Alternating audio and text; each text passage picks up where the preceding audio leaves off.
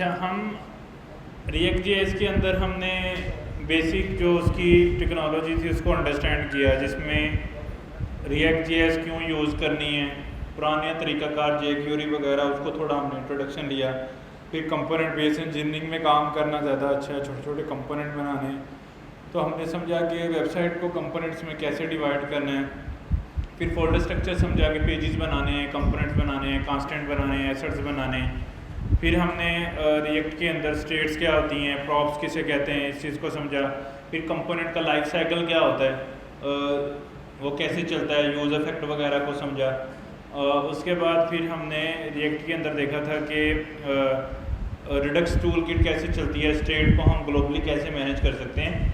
फिर हमें उसके अंदर एपीआई कॉल भी समझी कि रेस्ट एपीआई, यानी अगर हमने डाटा हमारे कंपोनेंट के पास नहीं है या हमारी कोड में डाटा नहीं है, इंटरनेट से डाटा हमने लेना है, तो उसके लिए हम रेस्ट एपीआईज कॉल करते हैं। तो एपीआईज की टेक्निक को समझा के वो बनी बनाई एपीआईज होती हैं, हम उसको एक्सियस या फेच से कॉल करते हैं, तो हमारे पास डाटा जो है वो लोड हो जाता है। जैसे फेक स्टोर एपीआई हमने कॉल की और डाटा हमारे पास आ गया।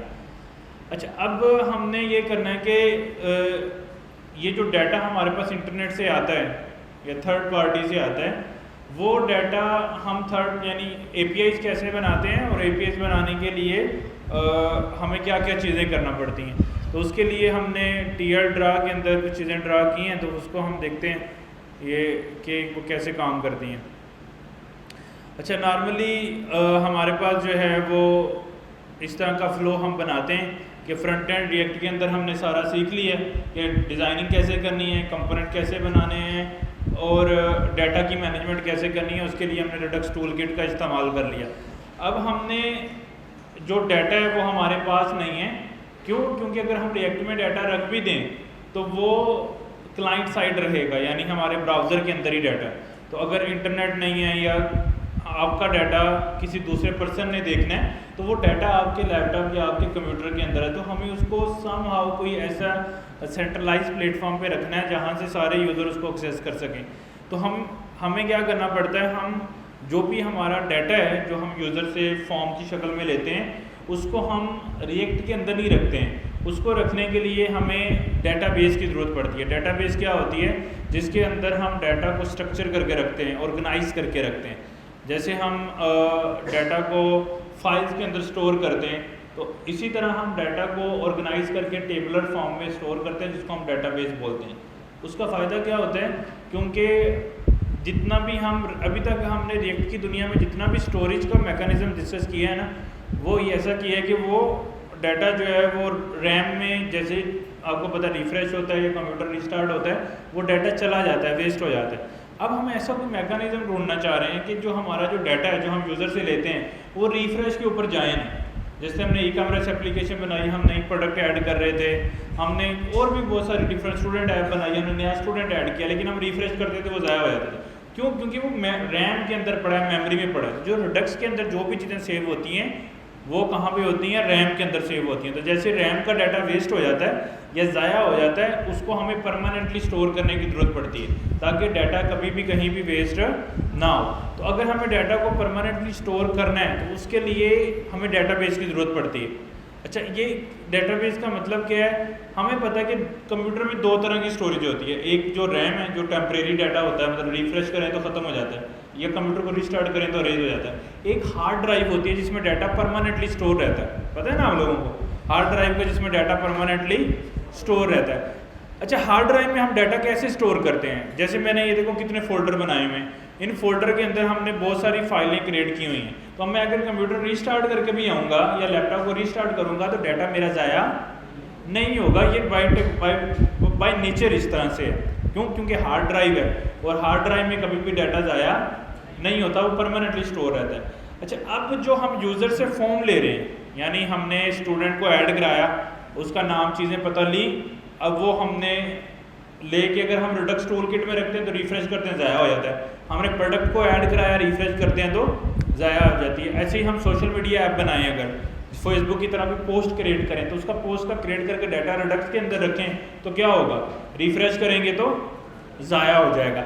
अब इस मसले से बचने के लिए हमें परमानेंटली डाटा स्टोर करना है, यानी रैम के बजाय हार्ड में डाटा स्टोर करना है ताकि रिफ्रेश करें तो ज़ाया ना हो। अब हार्ड में डाटा सेव करने का तरीकाकार क्या है, जो हमें एज यूजुअल आता है, जो हम पहले से यूज़ करते हैं। हम VS कोड या कोई भी ऐसा टूल क्रिएट करके उससे फाइलें क्रिएट करेंगे और डाटा वहाँ स्टोर कर देंगे।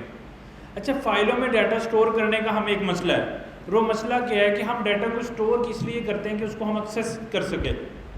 तो अब लेट्स अज्यूम करो कि हमने सोशल मीडिया ऐप बनानी है, तो हम कोई फ़ाइल बनाते हैं। लेट्स सपोज हमने यहाँ पे इसी ऐप के अंदर हमने इसके अंदर एक फ़ाइल क्रिएट कर ली, उसका नाम मैंने रखा data.txt। अब इसके अंदर हम एक सोशल मीडिया पोस्ट जैसे सेव करते हैं, मैं उसका रिकॉर्ड सेव कर लेता हूँ। रे बनाते हैं, उसमें एक ऑब्जेक्ट बनाते हैं, सही है। उस ऑब्जेक्ट के अंदर हम अपना डाटा स्टोर करना शुरू करते हैं। अब चूंकि ये TXT है तो इसमें जेसन और ऑब्जेक्ट तो बन नहीं सकता, तो एज यूजुअल हमें रूटीन में नाम रखना पड़ेगा। जैसे नेम के अंदर हम उस टाइटल के अंदर हम उस पोस्ट का टाइटल रख देंगे, ओके सही है, पोस्ट टाइटल आ जाएगा। डिस्क्रिप्शन के अंदर हम उसकी डिस्क्रिप्शन रख देंगे, यहाँ पे डिस्क्रिप्शन आ गई, और डिस्क्रिप्शन के अंदर हमने उसकी कोई भी डिस्क्रिप्शन जो है वो स्टोर कर दी। इसी तरह अगर हमने उसका इमेज का URL रखना है तो हम इमेज URL यहाँ पर डाल देंगे, सही है। लेकिन ये एक TXT फाइल सेव है। अब समझो कि एक पोस्ट का डाटा हमने इस तरह से रख दिया, अगर हमें एक और का रखना है तो हम फिर इसको कॉपी पेस्ट करेंगे, एक और रखना है इसको कॉपी पेस्ट करते जाएंगे। अब अज्यूम करो कि आपकी इस फाइल के अंदर 50 पोस्ट का डाटा सेव है। अब हम इसको कैसे रीड करें, कोई रीड का मैकेनिज्म नहीं है, तो हम कैसे करेंगे, हम सारी फाइल को रीड करके लाइन बाय लाइन मैच करने लग जाएंगे, फिर उससे लाइनें को मैच करके हम डाटा निकालेंगे। तो ये एक बहुत हेक्टिक जॉब है, इसके लिए हमें बहुत सारा कोड करना पड़ेगा। क्योंकि हमें पता है कि जो भी हार्ड ड्राइव है उसमें जो डाटा सेव होता है ना वो हमेशा फाइल सिस्टम से होता है। ये हमने क्या बनाई है, एक फाइल बनाई है ना data.txt। चूँकि हार्ड ड्राइव में डाटा हमेशा फाइल सिस्टम से सेव होता है। जिस तरह फोल्डर बनाते हैं वो भी फाइल्स, फोल्डर के अंदर फाइल्स बनाते हैं, तो वो सारा हमारा फाइल सिस्टम की मदद से चल रहा होता है। तो अगर हम अपने डाटा की भी ऐसे फाइल बनाएंगे तो वो परमानेंटली डाटा स्टोर तो हो जाएगा, लेकिन उसको एक्सेस करना हमारे लिए मुश्किल है, समझ रहे हो। इसके ऊपर हम अपनी मर्जी की क्यूरीज नहीं लगा। मैं कहता हूँ कि ऐसी पोस्ट जिनके ऊपर 50 से ज़्यादा लाइक्स हैं वो आ जाएं, ऐसी पोस्ट जिन पे 10 कमेंट है वो आ जाएं, ऐसी पोस्ट जो अभी पब्लिश नहीं हुई वो आ जाएं, ऐसी पोस्ट जो सबसे ज़्यादा रैंक्ड है वो आ जाएं। यानी हमारा डाटा को फेच करने के लिए बहुत सारे अंदाज हो सकते हैं, बहुत सारी क्यूरीज हमें लगानी पड़ सकती हैं। लेकिन अगर हम प्लेन TXT फाइल में डाटा को सेव करेंगे तो हमारे लिए बहुत मुश्किल है, हम उससे डाटा फेच नहीं कर सकते। अब यहाँ पे आता है एक बना बनाया सॉफ्टवेयर। वो सॉफ्टवेयर क्या कहता है, जिसको हम डाटाबेस समझो एक सॉफ्टवेयर है, उसके अंदर कोड किया गया है। वो कोड क्या कहता है, वो कहता है कि मैं आपको एक फ़ाइल बना के दूंगा, जैसा कि मैं वो .txt फाइल नहीं होगी, वो फाइल होगी समझो .sql, या वो फाइल होगी data.document। यानी समझो उस फाइल की एक्सटेंशन जो है ना वो ऐसी एज यूजुअल एक्सटेंशन नहीं होगी जो हम यूज़ करते हैं।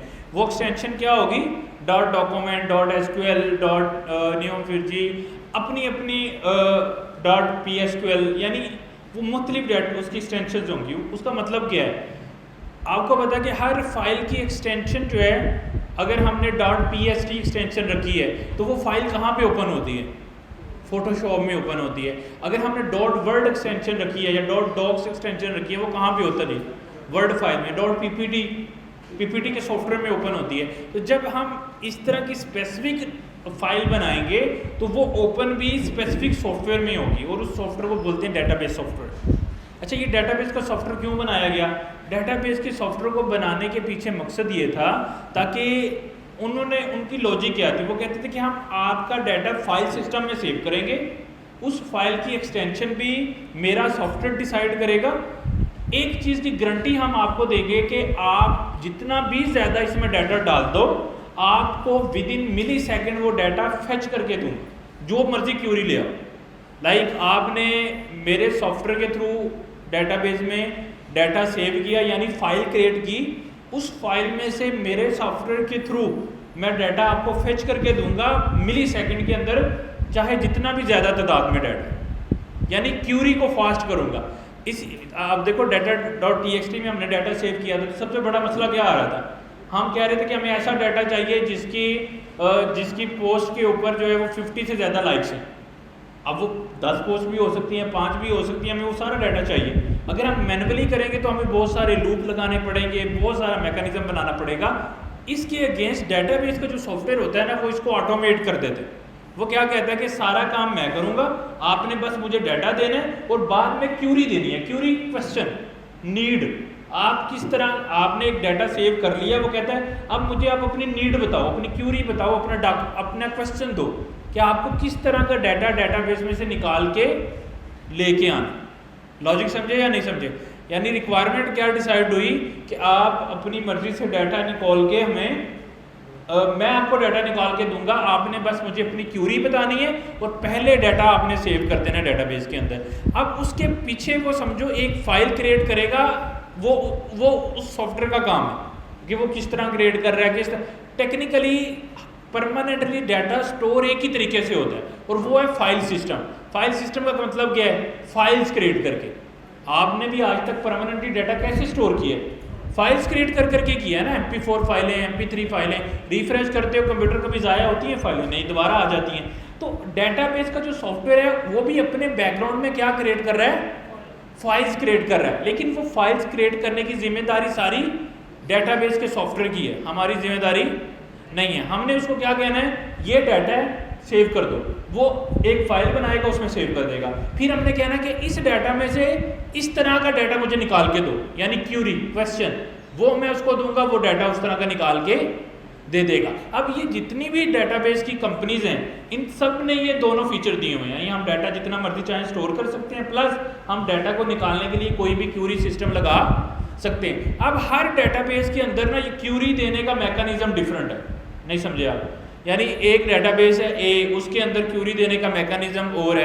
एक डेटाबेस है B, उसके अंदर क्यूरी देने का मैकेनिज्म और है। एक डेटाबेस है 3, उसके अंदर क्यूरी देने का डाटा मैकेनिज्म और है। हर एक डेटाबेस का मैकेनिज्म जो है वो मुख्तलिफ कहलाता है। सही है?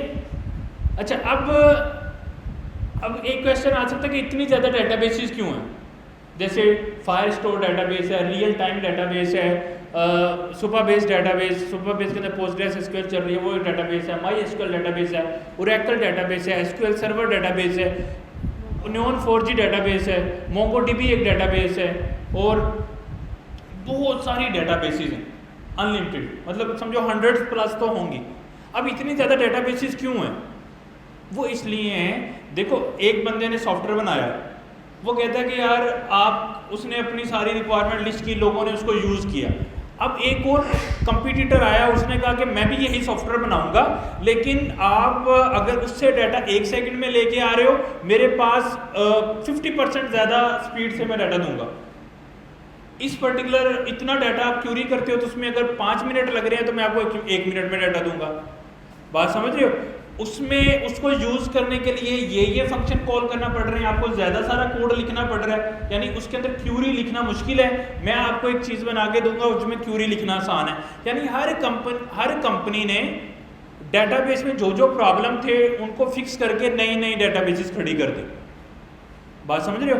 कुछ डेटाबेस किसी तरह की है, कुछ डेटाबेस किसी तरह की है। तो अब हमारा, अगर हम इसको ड्रा करें तो हमारा मैकेनिज्म क्या बन गया यहाँ पे, वो ये हो गया कि हमारे पास समझो बहुत सारी डिफरेंट डेटाबेसेस हैं और उन डेटाबेसेस के अंदर जैसे ये उसकी कैटेगरीज हैं मेजर 2, अभी लोग कह रहे हैं कि तीसरी आ रही है, लेकिन अभी के लिए 2 हैं। उस डेटाबेसेस की कैटेगरी कौन कौन सी हैं? तो समझो हमारे पास यहाँ पे कोई डेटाबेस है, उसकी 2 तरह की कैटेगरीज में उन्होंने डेटाबेसेस को जो कंपनीज ने कोड लिखा ना, उन्होंने इसको 2 तरह में डिवाइड किया। एक को उन्होंने बोला एसक्यूएल डेटाबेसेस और दूसरी को नो एसक्यूएल डेटाबेसेस। क्या बोला? No SQL databases. एसक्यूएल का मतलब होता है स्ट्रक्चर क्यूरी लैंग्वेज। क्या मतलब होता है? Structure Curie language. अच्छा, ये दो तरह से डाटा सेव होता है। इन दोनों में फ़र्क क्या है? इसके अंदर जो डाटा सेव होता है ना, वो होता है टेबलर फॉर्म में। टेबल समझते हैं? ये एक टेबल है, इसके अंदर क्या होंगी? रोज एंड, ये एक रो है, ये एक और रो हम बना लेते हैं, एक और रो बना लें, एक और रो बना लें। तो ये रोज़ हैं और इसके अंदर जो है वो कॉलम बनेंगे। तो समझो ये एक कॉलम है, ये एक कॉलम है। तो अब इसके अंदर हो सकता है मैं आईडी सेव कर दूं, इसमें हो सकता है मैं टाइटल सेव कर दूं,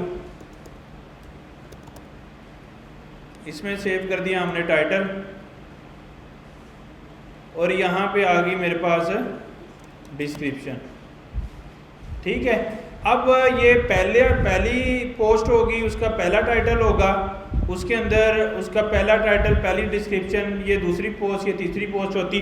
तो जितनी ज़्यादा पोस्ट होती जाएंगी उतनी ज़्यादा रोज बनती जाएंगी। यानी टेबल क्या होता है, collection of rose is called table. तो जितनी ज़्यादा रोज बनती जाएंगी उतने ज़्यादा जी, यानी जितने ज़्यादा टेबल में रोज बनती जाएंगी उतनी ज़्यादा टेबल आपका एक्सपेंड करता जाएगा।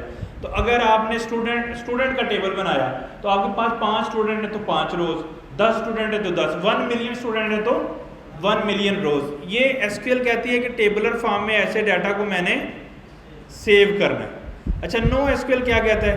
नो एसक्यूएल कहता है कि आपको टेबल बनाने की ज़रूरत नहीं है, आप क्या करो, डाटा को ऑब्जेक्ट फॉर्म में या डॉक्यूमेंट की फॉर्म में सेव कर दो। उसको वो बोलते हैं कलेक्शन। क्या बोलते हैं? कलेक्शन। यानी एसक्यूएल में इसको बोलते हैं टेबल और नो एसक्यूएल में इसको क्या बोलते हैं? कलेक्शन। कलेक्शन में क्या होता है कि डॉक्यूमेंट्स होते हैं। क्या होते हैं कलेक्शन में? डॉक्यूमेंट। यानी ये एक जो ऑब्जेक्ट है ना, ऑब्जेक्ट, इसको हम एक डॉक्यूमेंट बोलते हैं। क्या बोलते हैं? डॉक्यूमेंट। जावास्क्रिप्ट या टाइपस्क्रिप्ट में जो हमारा एक ऑब्जेक्ट होता है ना, वो नो एसक्यूएल में एक डॉक्यूमेंट होता है। तो collection of document is called, यानी जितने हमारे पास डॉक्यूमेंट है उनको सम करते हैं तो हमारी एक कलेक्शन बन जाती है। तो कलेक्शन क्या होती है? डॉक्यूमेंट का मजमू। एक पर्टिकुलर समझो कि कलेक्शन में 5 डॉक्यूमेंट है तो उसके अंदर 5 पार्ट्स हैं। इसके अंदर हम डाटा किस तरह सेव करेंगे? की पेयर वैल्यूज़ में। जैसे हमने आईडी सेव करनी है तो आईडी 1 आ गई, हमने टाइटल सेव करना है तो टाइटल में टाइटल आ गया, हमने डिस्क्रिप्शन सेव करनी है तो डिस्क्रिप्शन में डिस्क्रिप्शन आ गई। ठीक हो गया? अच्छा, अब उसके बाद जो है वो ये हमारा जो है वो कलेक्शन बन गया। अब अगर जिस तरह इसमें रोज बन रही थी तो इसमें डुप्लीकेट क्या होंगे? डॉक्यूमेंट्स डुप्लीकेट होंगे। तो अगर आपने एक और डॉक्यूमेंट क्रिएट करना है तो फिर आप क्या करोगे? एक और ऑब्जेक्ट क्रिएट करोगे। यानी यहाँ पे इस ऑब्जेक्ट जहाँ पे खत्म होगा वहाँ एक और ऑब्जेक्ट आ जाएगा, उससे बाद एक और रो क्रिएट करनी है तो मतलब ऑब्जेक्ट। तो एसक्यूएल में जो रोज हैं वो क्या हैं? यहाँ पे ऑब्जेक्ट्स हैं। यानी एसक्यूएल में जिसको हम टेबल बोलते हैं उसको हम नो एसक्यूएल में क्या बोलते हैं? कलेक्शन। क्या बोलते हैं? एसक्यूएल में जिसको हम रो बोलते हैं उसको नो एसक्यूएल में क्या बोलते हैं? डॉक्यूमेंट। क्या बोलते हैं? डॉक्यूमेंट। तो अगर कोई पूछे आपसे कि एसक्यूएल और नो एसक्यूएल में क्या फ़र्क है तो क्या बताएंगे उनको? नो एसक्यूएल में ऑब्जेक्ट की फॉर्म में डाटा सेव होता है जिसको हम क्या बोलते हैं? डॉक्यूमेंट बोलते हैं। और डॉक्यूमेंट का मजमूआ क्या कहलाता है? कलेक्शन। और जो एसक्यूएल डेटाबेसेस हैं उनमें डाटा किस तरह सेव होता है? टेबलर फॉर्म में डाटा सेव होता है। और टेबल के अंदर क्या होती हैं? रोज होती हैं। यानी एक टेबल में अगर क्वांटिटी सेव करनी है तो हम रोज क्रिएट करते हैं, और अगर एक कलेक्शन में क्वांटिटी सेव करनी है तो क्या क्रिएट करते हैं? डॉक्यूमेंट्स क्रिएट करते हैं, जिसको हम ऑब्जेक्ट भी बोलते हैं जावास्क्रिप्ट टाइपस्क्रिप्ट के अंदर। तो वो इस फॉर्मेट में डाटा सेव होता है, ये इस फॉर्मेट के अंदर डाटा सेव हो रहा है।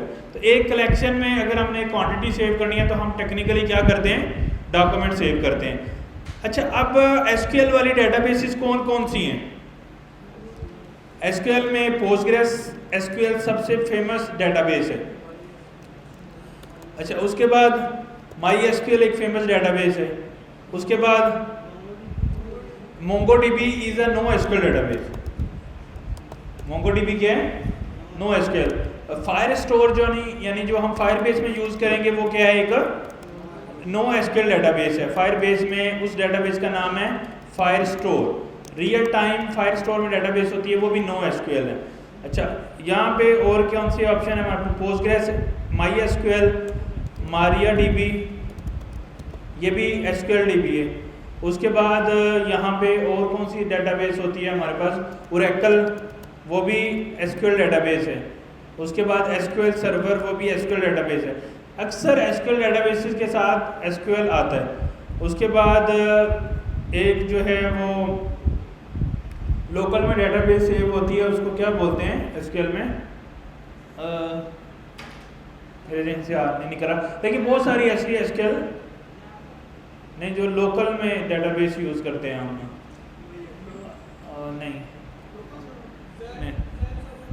नहीं, वो उसका वो डेटाबेस दूसरी जगह फाइल बना देता है, वो उसको बोलते हैं, मेरे दिन से निकल रहा है, एसक्यूएल लाइट, उसको बोलते हैं एसक्यूएल लाइट। ये भी एसक्यूएल डीबी है। अच्छा, नो एसक्यूएल में जैसे हमने मोंगो डीबी देख लिया, फायरस्टोर देख लिया, रियल टाइम डीबी देख लिया, एक जो है वो कॉस्मोस डीबी भी है, कॉस्मोस कुछ ऐसे करके उसका नाम है, कॉस्मोस शायद नाम है उसका, कुछ इस तरह करके। लेकिन जो ज़्यादा फेमस डेटाबेसेस है ना जो नो एसक्यूएल में हम यूज़ करते हैं, वो मोंगो डीबी और फायरस्टोर ही है।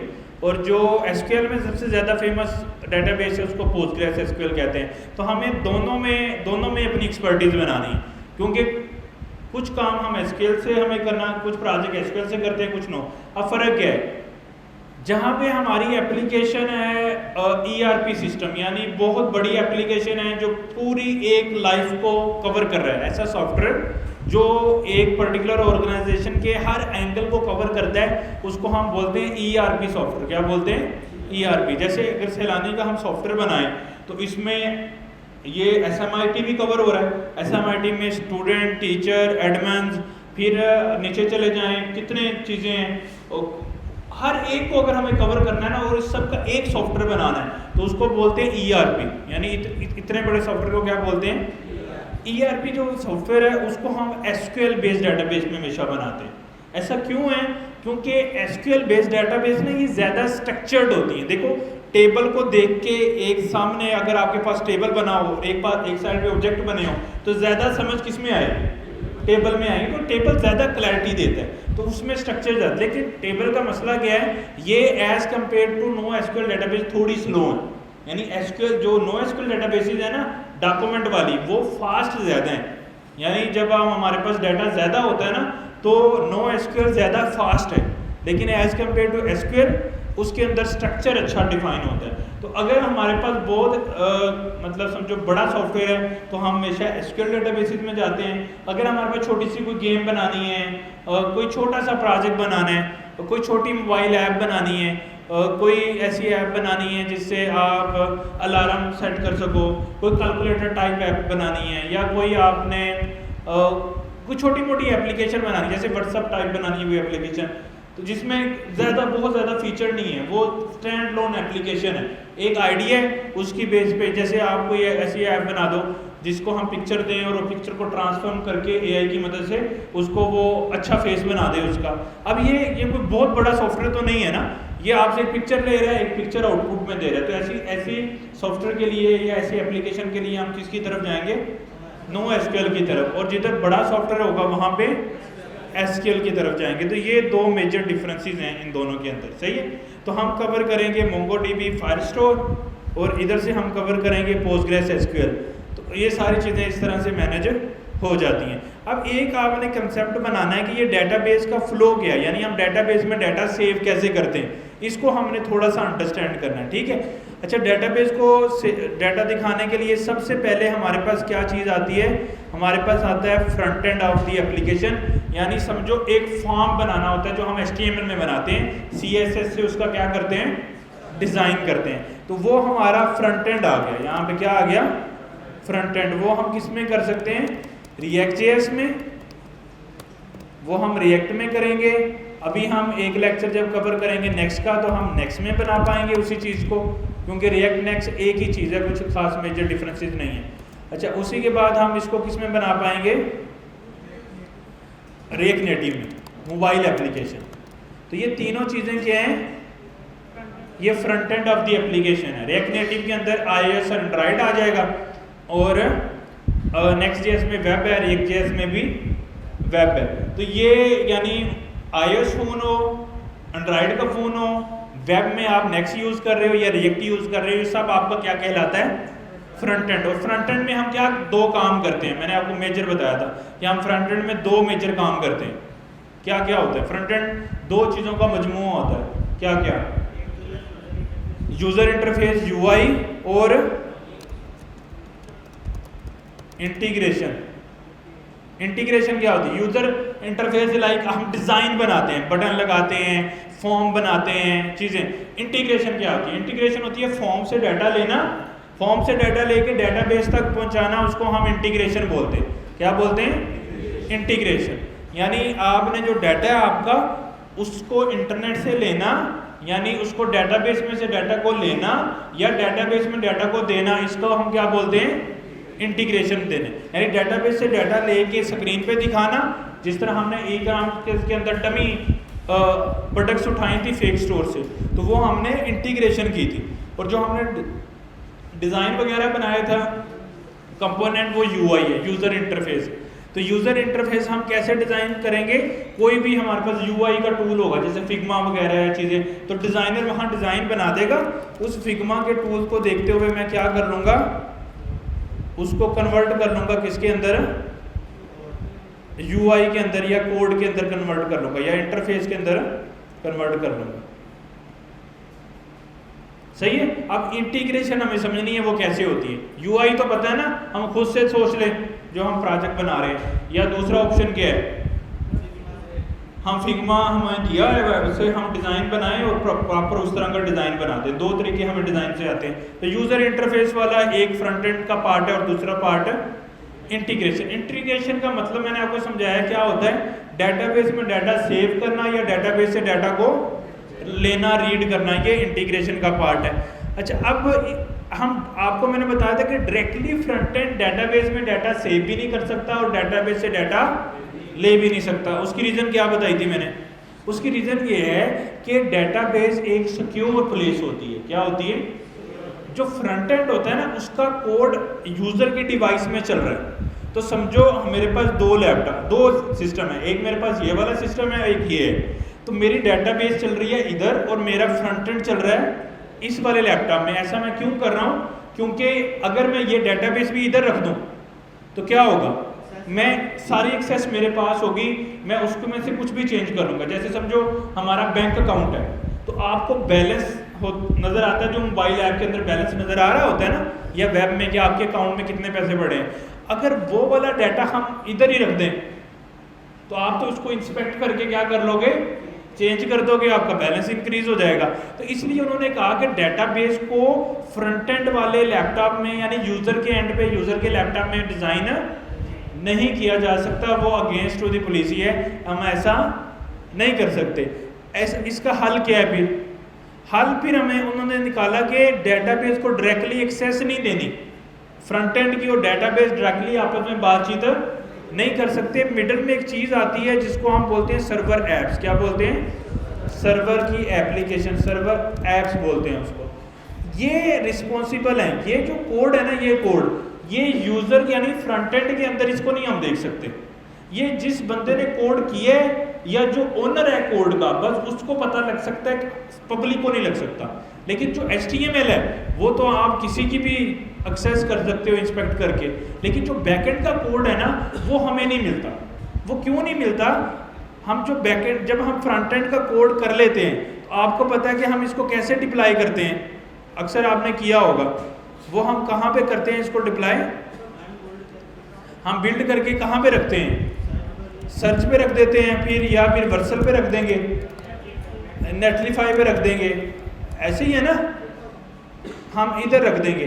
अब इधर से जब मैं उस वेब पेज को एक्सेस करूंगा तो इंस्पेक्ट करूंगा तो क्या होगा? जैसे मैं ये समझो कि वर्सल पे पड़ा है, मैंने हिट किया, मैंने इसको इस व्यू पेज सोर्स किया तो मुझे ये सारा डाटा नजर आ गया।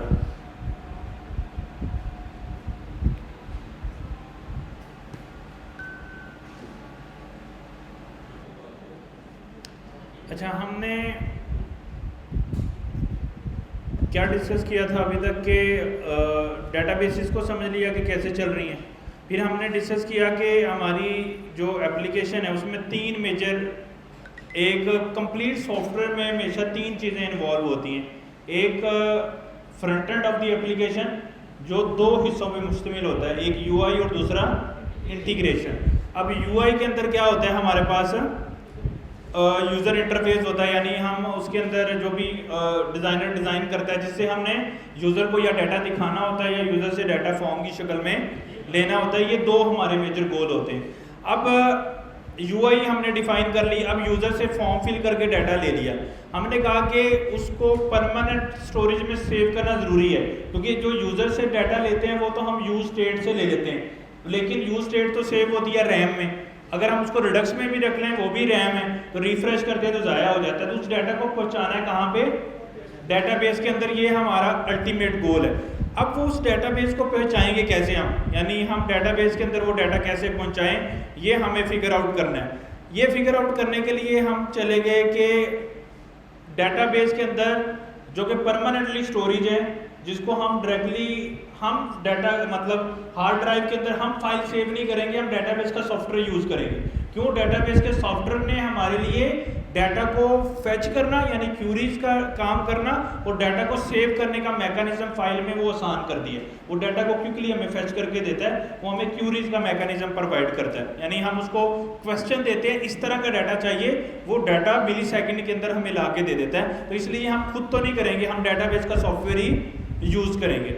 अब फ्रंट एंड डायरेक्टली डाटाबेस के सॉफ्टवेयर से बात नहीं कर सकता। उसकी रीज़न क्या है कि जो फ्रंट एंड हम डिज़ाइन करते हैं और जब हम उसको वर्सल या नेटलीफाई या किसी भी सॉफ्टवेयर के थ्रू डिप्लॉय करते हैं, उसका व्यू इंस्पेक्ट कोड करके या इंस्पेक्ट करके हम उसको क्या कर सकते हैं, सारे का सारा कोड देख सकते हैं। अब अगर समझो कि हम कोई बैंकिंग एप्लीकेशन बना रहे हैं, उस बैंकिंग एप्लीकेशन के अंदर अकाउंट में मेरा बैलेंस पड़ा है, मैं अगर सारा काम फ्रंट एंड पे कर दूंगा तो मैं जावास्क्रिप्ट या इंस्पेक्ट करके या कंसोल को एक्सेस करके मैं क्या करूंगा, उसकी वैल्यू चेंज कर दूंगा। तो इसलिए उन्होंने क्या कि डाटाबेस को हम हमेशा सेपरेट रखेंगे और फ्रंट एंड को सेपरेट। इन दोनों चीज़ों में कम्युनिकेट करवाएगा, उसको हम बोलते हैं सर्वर एप्लीकेशन।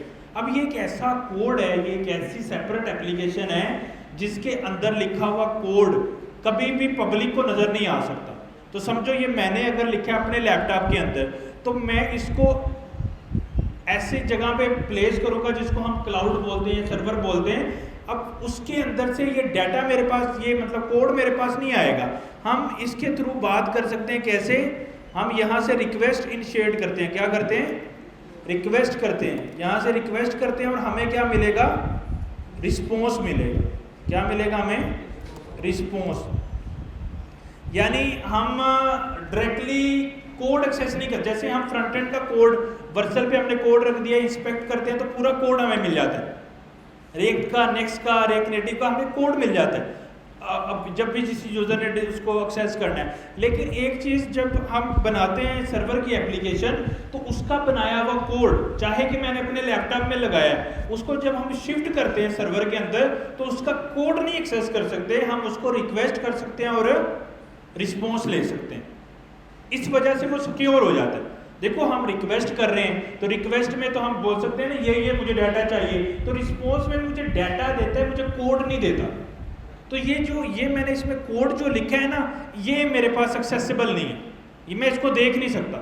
लाइक अगर मैंने एक एप्लीकेशन बनाई, मैंने उसमें सर्वर का कोड लिखा, सर्वर की एप्लीकेशन बनाई, मैंने React.js की कोड एप्लीकेशन बनाई, डेटाबेस बनाई, आपको मैंने चलाने के लिए दी, मैंने सारा डिप्लॉय करके आपको सॉफ्टवेयर दे दिया।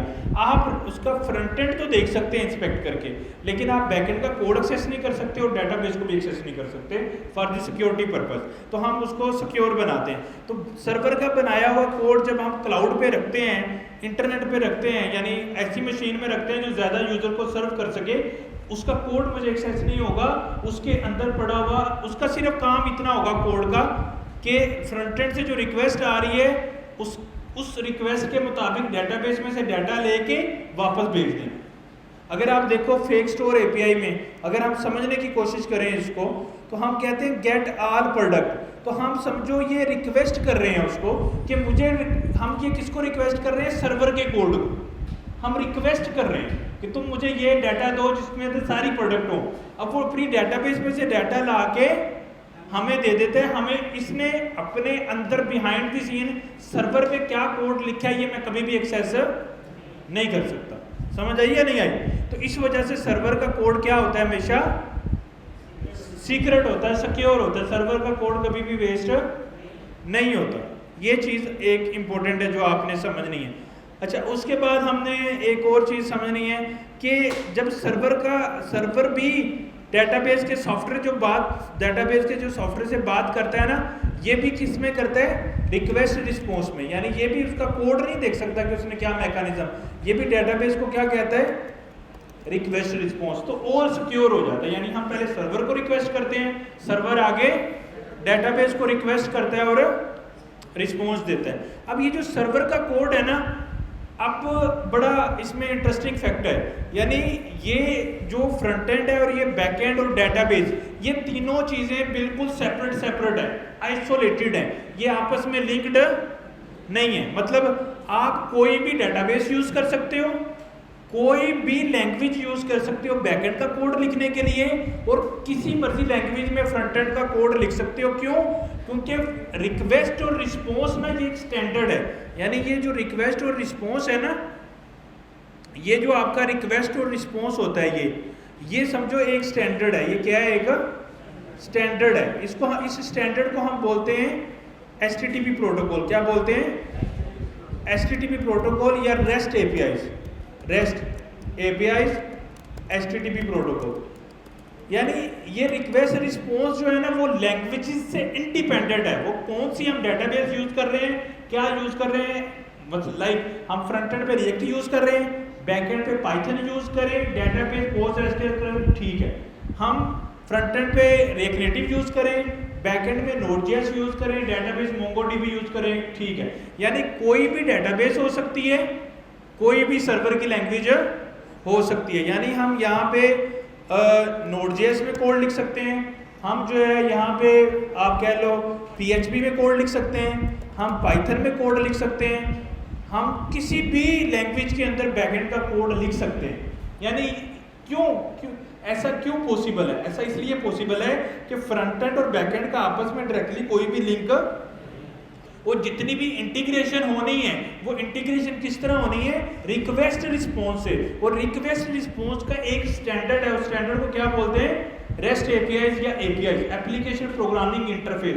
कि एक एप्लीकेशन को दूसरे एप्लीकेशन के साथ कनेक्ट करना, वो इस तरह का बस एक URL होता है जिसपे हम रिक्वेस्ट करते हैं। रिक्वेस्ट करने के लिए या हम फेच यूज कर सकते हैं या XGS। यानी हम अगर फ्रंट एंड में बैक एंड को रिक्वेस्ट करनी है तो ये रिक्वेस्ट हम किस तरह करते हैं, इसके लिए बनी हुई लाइब्रेरीज हैं, उसको क्या बोलते हैं, XGS। क्या बोलते हैं, XGS या फेच बिल्ट इन है टाइपस्क्रिप्ट React.js में, और XGS जो है वो बना बनाया लाइब्रेरी है जिसकी मदद से हम क्या करते हैं, फ्रंट एंड की बैक एंड से बातचीत कराते हैं। तो ये समझो इसकी पूरी डॉक्यूमेंटेशन XGS की कि कैसे इंस्टॉल करना है, XGS की API को रिक्वेस्ट कैसे कर सकते हैं, रिस्पॉन्स कैसे, ये सारा चीज़ें उन्होंने एक्सप्लेन की हुई। सही है। तो समझो ये एक लाइब्रेरी है जो हमें फ्रंट एंड से बैक एंड के दरमियान या बैक एंड से डेटाबेस के दरमियान कम्युनिकेशन करवाती है, रिक्वेस्ट रिस्पॉन्स। इस वजह से ये इंडिपेंडेंट है। अच्छा, हम नोड में लिख लें, PHP में लिख लें, Next.js में बैकएंड लिख लें, हम जावा में बैकएंड लिख लें, कोई भी बैकएंड की लाइब्रेरी हो सकती है, वो हमारे फ्रंट एंड के साथ चल सकती है, बिल्कुल ओके, उसमें कोई भी प्रॉब्लम नहीं। लेकिन हम डेफिनेटली या नेक्स्ट में लिखेंगे या नोड में लिखेंगे, क्योंकि वहाँ पे जावास्क्रिप्ट टाइपस्क्रिप्ट चलेगी। अगर जावास्क्रिप्ट टाइपस्क्रिप्ट चलेगी तो हमारा कोड आसान हो जाएगा, क्योंकि हमें एक लैंग्वेज पहले से आती है, इसलिए हम पाइथन में नहीं जाएंगे, इसलिए हम PHP यूज़ नहीं करेंगे, क्योंकि हमें ये वाले मैकेनिज्म जावास्क्रिप्ट टाइपस्क्रिप्ट में ऑलरेडी आती है, तो हम उसी में कोड कर लेंगे। इतनी बात समझ आ गई किसी को? इसमें कोई इशू कि ना, इसमें हम किसी भी लैंग्वेज में कोड कर सकते हैं। अब आपके पास ऐसा भी हो सकता है बैकएंड कोई पहले से बना दे और कहीं पाइथन में बना हुआ, और आपको कहे कि आपने रिएक्ट में एप्लीकेशन बनानी है, आप उसको ना नहीं करेंगे। क्यों? बैकएंड तो पहले से लिखा हुआ है, वो तो आपको दे देगा वो, और फ्रंट एंड में आप एप्लीकेशन बना सकते हैं, आपको जावास्क्रिप्ट आती है, तो आपने बस इंटीग्रेशन ही करनी है, क्योंकि उसने बैकएंड का कोड लिखा हुआ है। अगर बैकएंड का कोड लिखा हुआ है तो उसकी वो डॉक्यूमेंटेशन भी देता है। क्या देता है? डॉक्यूमेंटेशन, जिस तरह ये फेक स्टोर और एपीआई वाले ने डॉक्यूमेंटेशन दी है कि प्रोडक्ट्स कैसे फैच हो सकती हैं, सिंगल प्रोडक्ट्स कैसे फैच हो सकती हैं, सो ऑन, उसकी डॉक्यूमेंटेशन को प्रोवाइड करेगा। तो अगर वो डॉक्यूमेंटेशन दे रहा है तो हमें फ्रंट एंड में एप्लीकेशन बनाने में कोई भी मसला नहीं है। 50% ऐसे बंदे भी आते हैं जिन्होंने बैकएंड का कोड पहले से ही लिखवाया होता है, वो कहते हैं आपको सिर्फ फ्रंट एंड का काम करना है और एपीआई को इंटीग्रेट करना है। अब बैकएंड के कोड में क्या हम बनाते हैं, एपीआईज बनाते हैं। तो अगर उसने बैकएंड का कोड पहले लिखा हुआ है तो मतलब उसका क्या है, उसकी एपीआईज पहले से अवेलेबल हैं। अगर पहले से अवेलेबल है तो हमें तो एपीआईज को क्या करना है, इंटीग्रेट। तो फ्रंट एंड में दो ही काम है ना, यूआई या इंटीग्रेशन। इंटीग्रेशन का मतलब एपीआई इंटीग्रेशन, यानी एपीआई इंटीग्रेशन में हम क्या करते हैं, फॉर्म में डाटा फिल किया, सबमिट पे क्लिक हुआ, हमने एपीआई कॉल की, जो भी यूजर ने डाटा फिल किया था वो डाटा किसको भेज दिया, एपीआई को, और एपीआई ने वो डाटा किस में रख दिया, डेटाबेस में रख दिया। अगर कोई डाटा लेना है तो हम एपीआई कॉल करते हैं, उसको रिक्वेस्ट करते हैं डाटा दो, वो डाटाबेस में से डाटा लेके डाटा दोबारा हमें यहाँ पे प्रोवाइड कर देता है। तो समझ आ गया आप लोगों को इसका क्या मतलब है।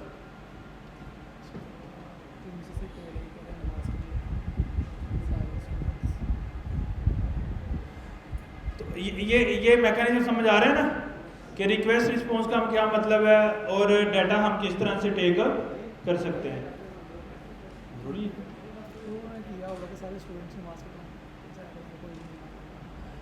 नमाज का टाइम है, नमाज पढ़ लें फिर इंशाल्लाह शुरू करते हैं।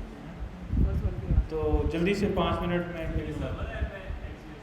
Next JS server side application, इसमें नेक्स्ट स्मार्ट है, हाँ वो यही है। नेक्स्ट जेएस सर्वर भी सपोर्ट करता है और फ्रंट एंड भी, यानी नेक्स्ट जेएस रिएक्ट जेएस और नोड जेएस का मजमू है।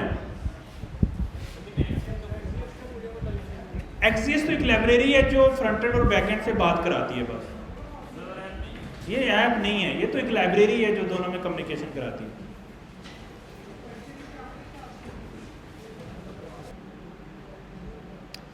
अच्छा, हमने डिस्कस कर लिया यहाँ पे कि फ्रंट एंड की एप्लीकेशन बना ली, उसमें यूआई डिज़ाइन कर ली और उसके साथ में इंटीग्रेशन के लिए एपीआईज हमें चाहिए होती हैं। अब एपीआईज बनाने के लिए हमें बैकएंड की हेल्प चाहिए होती है। अच्छा, बैकएंड की हेल्प के लिए हमें बैकएंड का कोड लिखना, यानी सर्वर एप्लीकेशन बनानी होती है। अब सर्वर एप्लीकेशन किसी भी लैंग्वेज में बनाई जा सकती है, वो PHP में बनाई जा सकती है, वो नोड में बनाई जा सकती है, वो अगर आप लोगों ने देखा होगा नेक्स्ट जेएस मैंने फ्रंट एंड पे भी लिखा है और बैक एंड में भी। तो समझो नेक्स्ट जेएस जो है ना वो मजमूआ है किस चीज़ का, react JS plus node JS, इसका जो कॉम्बिनेशन है उसको नेक्स्ट जेएस बोलते हैं। लाइक नेक्स्ट जेएस के अंदर आप नोड का कोड भी लिख सकते हैं, मतलब बैकएंड का कोड, और फ्रंट एंड का एक ही फोल्डर स्ट्रक्चर के अंदर। अदरवाइज जब नेक्स्ट जेएस नहीं था तो हम नोड का लैदा फाइलें बनाते थे और फ्रंट एंड की लैदा फाइलें बनाते थे, दो लैदा VS कोड में दो लैदा प्रोजेक्ट ओपन करते थे। नेक्स्ट के अंदर दोनों का मजमूआ है, यानी हम बैकएंड का कोड भी लिख सकते हैं और फ्रंट एंड का कोड भी लिख सकते हैं। एक और नेक्स्ट जेएस में फायदा है और रिएक्ट जेएस, अगर ऐसी एप्लीकेशन हमें बनानी है जिसमें SEO इन्वॉल्व होती है तो वो हमेशा हम नेक्स्ट जेएस में बनाएंगे, क्योंकि रिएक्ट जेएस हमें पता है वो क्या है, SPA सिंगल पेज एप्लीकेशन का मतलब। सिंगल पेज एप्लीकेशन का क्या मतलब होता है, एक HTML की, जब हम रिएक्ट जेएस की एप्लीकेशन को बिल्ड करते हैं तो कितनी HTML की फाइलें बनती हैं, एक। अगर ऐसा सॉफ्टवेयर, ऐसी लाइब्रेरी, ऐसा फ्रेमवर्क है जिसमें HTML की एक फाइल बने, उसको हम SPA बोलते हैं। उसका मसला ये होता है वो SEO के लिए अच्छा नहीं होता, उससे हम एक HTML की फाइल से SEO नहीं हो सकती एक वेबसाइट की। वेबसाइट की SEO कैसे होती है, हर पेज के लिए, यानी अबाउट का पेज है उसकी about.html लैदा होनी चाहिए, कॉन्टैक्ट का पेज है उसकी contact.html लैदा होनी चाहिए। नेक्स्ट जेएस ने रिएक्ट का ये मसला हल किया है, उसमें क्या होता है, एक से ज़्यादा पेजेस बनते हैं HTML के, लाइक कॉन्टैक्ट, हर पेज का लैदा HTML बनती है, सही है। तो हर एक पेज की लैदा HTML बनेगी, इस वजह से वो SEO का इशू फिक्स हो जाता है। और दूसरा फायदा नेक्स्ट जेएस क्या देता है कि आप बैकएंड का कोड भी उसी फोल्डर स्ट्रक्चर में लिख लेते हो। वो फोल्डर स्ट्रक्चर में लिखा हुआ कोड इंस्पेक्ट करके नजर तो नहीं आता क्योंकि वो बैकएंड का कोड है, वो सर्वर का कोड है, लेकिन वो एक ही फोल्डर स्ट्रक्चर में हम लिख सकते हैं। ये फैसिलिटी देता है कौन है, नेक्स्ट जेएस। अच्छा, अब हमने सर्वर का एप्लीकेशन तो समझ ली कि क्या करना है। अब सर्वर की एप्लीकेशन का जो मेन गोल होता है ना, वो जब हम पाइथन में लिखें, नोड में लिखें, PHP में लिखें, उसका गोल क्या होता है? फ्रंट एंड में फॉर्म फिल किया, स्टूडेंट क्रिएट करना है, नेम, ईमेल, हर चीज़ डाल ली, सबमिट पे क्लिक किया, डाटा फ्रंट एंड से बैक एंड पे लेके जाने के लिए इंटीग्रेशन चाहिए ना। फॉर्म तो यूआई से बन गया, अब इंटीग्रेशन किस तरह होती है? एपीआई के थ्रू। तो एपीआई में हमें रिक्वेस्ट जनरेट करनी होती है। जब हम रिक्वेस्ट करके जाते हैं बैकएंड के कोड पे, तो वो रिक्वेस्ट में हम डाटा लेके जाते हैं जो यूजर ने फिल किए, यानी पहले वो डाटा रिडक्स में रखते हैं और साथ में वो डाटा कहाँ लेके जाते हैं? वो डाटा हम ले जाते हैं बैकएंड के ऊपर एपीआई के थ्रू। अब वो सर्वर की एप्लीकेशन में डाटा हमारे पास आ गया, उस डाटा को हम कहाँ पे सेव कर देते हैं? डेटाबेस के अंदर। हम कोई भी डाटा, तो इसका चूंकि फ्रंट एंड से बैकएंड और बैकएंड से डेटाबेस, इनके दरमियान कम्युनिकेशन होती है एपीआई से, एप्लीकेशन प्रोग्रामिंग इंटरफेस से। जिधर भी कम्युनिकेशन एपीआई से होती है तो दोनों एंड इंडिपेंडेंट हो जाते हैं, वो आपस में लिंक्ड नहीं है। यानी कोई भी डेटाबेस हो सकती है, कोई भी बैकएंड हो सकता है और कोई भी फ्रंट एंड हो सकता है, इससे कोई भी फर्क नहीं पड़ता। ये बात समझ आ गई सबको? इसमें कोई कन्फ्यूजन? अभी यहाँ तक कोई मसला, कोई समझ आ गई ना सबको? अच्छा, ये जो बैकएंड का कोड है ना, जिस बैकएंड का कोड क्या होता है? वो एपीआईज बनाता है। जिन एपीआईज को हम फ्रंट एंड पे इंटीग्रेट करते हैं ना डाटा लेने या देने के लिए, वो एपीआई क्या होती है? एक फंक्शन होता है। अगर हम नोड में बना रहे हैं तो वो जावास्क्रिप्ट का एक फंक्शन होगा, हम पाइथन में बना रहे हैं तो पाइथन का फंक्शन होगा, पीएचपी में बना रहे हैं तो पीएचपी का फंक्शन। तो एपीआई समझो एक लैंग्वेज का फंक्शन होता है। फंक्शन क्या होता है? इंडिपेंडेंट, हम उसको कॉल कर सकते हैं, उसके पैरामीटर में डाटा ले सकते हैं, रिस्पॉन्स में रिटर्न आ जाता है। तो समझो फंक्शन का जो रिटर्न है वो हमारा ये रिस्पॉन्स होता है, और रिक्वेस्ट क्या होती है? फंक्शन के पैरामीटर्स। जो फंक्शन के पैरामीटर्स होते हैं ना, अब जो फंक्शन में पैरामीटर डिफाइन है वही डाटा भेज सकते हैं या कोई डिफरेंट भेज सकते हैं? एक फंक्शन को आप कॉल करें तो जो वो पैरामीटर ले रहा है तो डाटा भी उसी शेप में जाएगा या नहीं? उसी। तो इसका मतलब है कि जो एपीआई लोग बनाते हैं, जो फंक्शन लिखते हैं एपीआई का, वो लिख के फिर हमें डॉक्यूमेंटेशन में क्या बताएंगे कि इस फंक्शन में कौन कौन सा आप डाटा एज अ पैरम दे सकते हो और मैं आपको रिस्पॉन्स कैसा रिटर्न करूंगा। अगर आप फेक स्टोर एपीआई को देखो तो वो भी क्या कर रहा है? वो भी तो हमें यही बात बता रहा है कि आपने ऐसे रिक्वेस्ट करनी है, ये पैरम्स होंगे, ये मैं आपको रिटर्न में रिस्पॉन्स में जवाब दूंगा। तो समझो इसने जावास्क्रिप्ट, अब मुझे पता नहीं है कि इसने किस लैंग्वेज में लिखा है, पीएचपी में लिखा है, पाइथन में लिखा है, नोड में, क्यों? बैकएंड का कोड तो मैं देख सकता ही नहीं हूँ। अब इसने जिस भी लैंग्वेज में लिखा है उसका फंक्शन लिखा होगा, उसके पैरामीटर में डाटा जाएगा जो हम भेजेंगे, और रिस्पॉन्स के अंदर हमें ये वाला जेसन रिस्पॉन्स आ रहा है जो उसने दिखाया है, और इसकी डॉक्यूमेंटेशन वो प्रोवाइड करेगा। तो अगर किसी ने पहले से एपीआई लिखी हुई है, यानी पहले से बैकएंड का कोड लिखा हुआ है, तो वो उससे हमने क्या मांगनी होती है? क्या मांगनी होती है? डॉक्यूमेंटेशन के मैं आपके फंक्शंस को, आपकी एपीआईज को कैसे कॉल कर सकता हूँ और क्या मुझे रिस्पॉन्स आप दोगे, सेंड करो। इतनी समझ आ गई आपको? ये चीज़ होती है बैक। अब ये जो बैकएंड का कोड है इसको लिखने में क्या लगता है? डेफिनेटली टाइम लगता है। तो हम तो फ्रंट एंड की एप्लीकेशन बना रहे हैं, तो अब हमारी नीड क्या है? बैकएंड का कोड लिखना हमारी नीड नहीं है। हमारी नीड है कि डाटाबेस में डाटा सेव करना। डाटाबेस में क्यों सेव करना है? ताकि परमानेंटली स्टोर हो, ताकि रिफ्रेश करें तो ज़ाया ना हो, और खुद फाइल data.txt तो बनानी नहीं है। क्यों? फिर क्यूरी करना मुश्किल है, डाटा को फेच करना मुश्किल है। तो डेटाबेस का सॉफ्टवेयर यूज कर लेंगे ताकि हमें वो फीचर दे, उस फीचर की मदद से हम डाटा डेटाबेस से ले लेंगे। समझ आ गई आपको? अब ये जो सर्वर का कोड है इसको लिखना मुश्किल है। क्यों? क्योंकि वो सारे, मतलब समझो अगर हमने 10 तरह का डाटा डेटाबेस में से लेना है तो 10 फंक्शन लिखने पड़ेंगे, 15 तरह का लेना है तो 15 फंक्शन लिखने पड़ेंगे। तो फंक्शन लिखने में क्या होता है? टाइम लगता है। यानी एपीआई का कोड लिखने में टाइम लगेगा।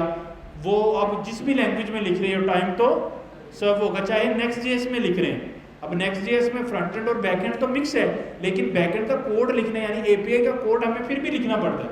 हम उसके फंक्शंस लिखते हैं खुद से और फ्रंट एंड के सारे कंपोनेंट बनाते हैं। बस उसने फैसिलिटी ये दी है, दोनों को एक ही फोल्डर स्ट्रक्चर में ले आया, हमें हमारे लिए काम मजीद आसान कर दिए। अच्छा, अब इससे भी आसान काम किया कि मुझे बैकएंड के वो फंक्शन लिखने ही ना पड़े और मैं डेटाबेस के अंदर डाटा भी सेव कर लूँ। मुझे फंक्शन भी लिखने ना पड़े और डेटाबेस में डाटा भी सेव कर लूँ, ये ज़्यादा अच्छी चीज़ है ना। अच्छा, ये चीज़ कैसे अचीव हो सकती है? अब इस सर्वर के अल्टरनेटिव में मेरे पास आता है सर्वरलेस। क्या आता है? सर्वरलेस। इस डेटाबेस के अल्टरनेटिव में क्या आ जाएगा मेरे पास? सर्वरलेस एप्लीकेशन जो है वो अचीव हो जाएगी। अब इस सर्वरलेस एप्लीकेशन के अंदर हम जो है वो चीज़ें मैनेज कर लेंगे। अच्छा, वो चीज़ें कैसे मैनेज करेंगे कि हम यहाँ से रिक्वेस्ट करने के लिए सर्वरलेस को जाएं। पहले किसको जा रहे थे? पहले हम जा रहे थे सर्वर एप्स को, अब हम किसको चले जाएंगे? सर्वरलेस को। और सर्वरलेस फिर रिस्पॉन्स वापस देगा, और सर्वरलेस फिर रिस्पॉन्स यहाँ पे डेटाबेस को कॉल करेगा और डेटाबेस से रिस्पॉन्स वापस लेके आएगा। अब ये जो सर्वरलेस है ये क्या है? ये सर्वर का लिखा हुआ कोड है। नहीं समझे? सर्वर का लिखा हुआ कोड सर्वरलेस है, मतलब हमें सर्वर के लिए कोड नहीं लिखना पड़ेगा। यानी जो सर्वर एप्लीकेशन हमने बनानी है नोड में, पाइथन में, पीएचपी में, वो कोड हमें लिखने की जरूरत नहीं है। इन्होंने कोड पहले लिख दिया।